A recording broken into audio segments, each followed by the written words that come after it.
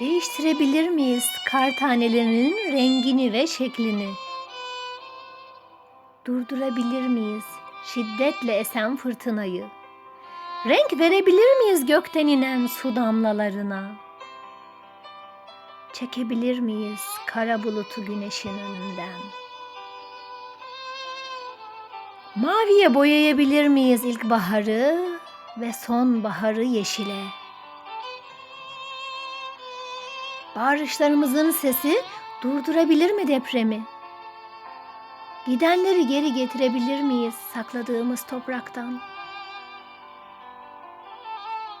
Gelenleri engelleyebilir miyiz vadeleri dolana kadar? Bir tepsi baklava katabilir miyiz aşk acısına? Geceyi gündüze katıp yıldızlarla aydınlatabilir miyiz yeryüzünü?